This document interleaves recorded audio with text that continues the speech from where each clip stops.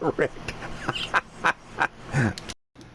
Ladies and gentlemen, boys and girls, laughing boy here. And today I'm going to show you how to and how not to do the Slipstream events.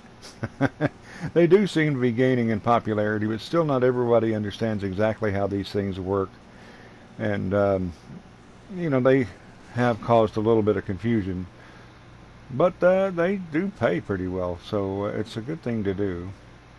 Um, First thing you don't do is this.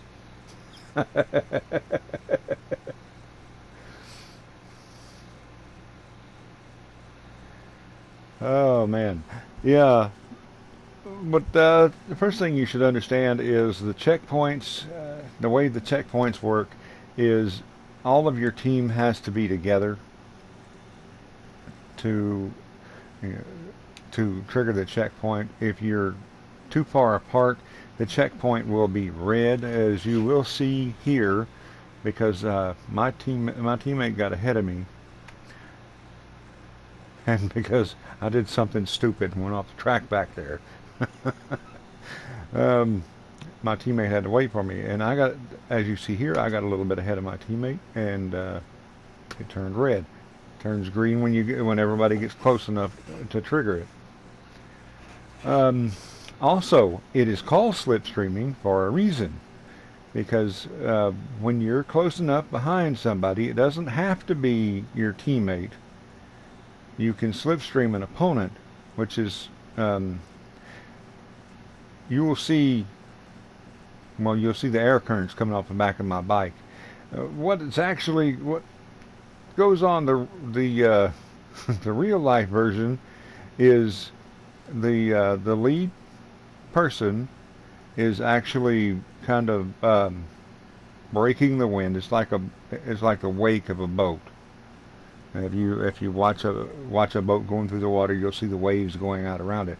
But the air is doing the same thing here. So the person behind has no wind resistance. Therefore, they can move faster. And you can slipstream off of your opponents. However, again, it's very important that you keep your teammates close to you.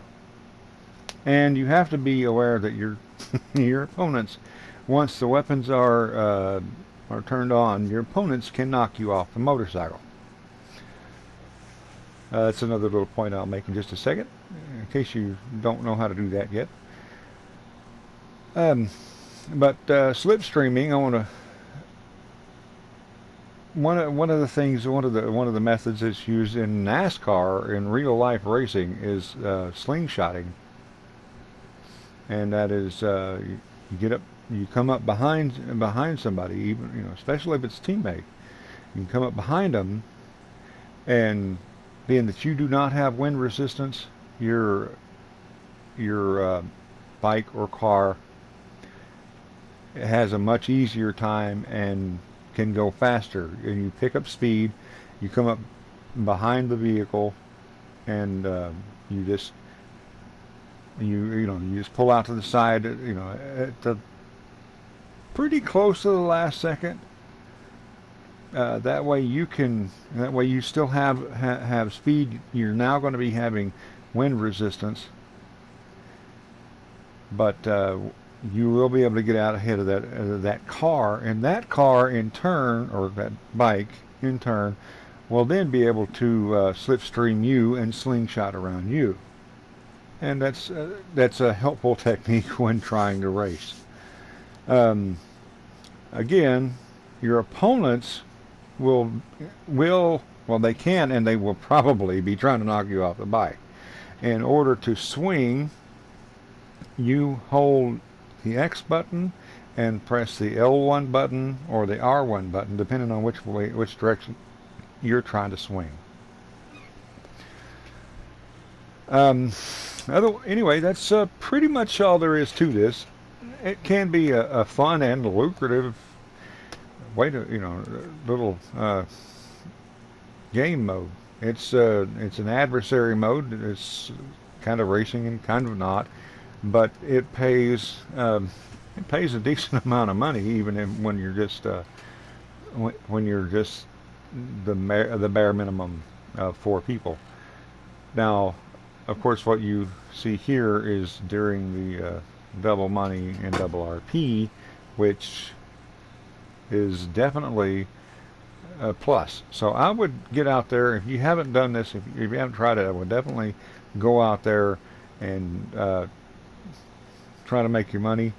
Try to get in with your friends and have have a microphone, have a way to be able to communicate.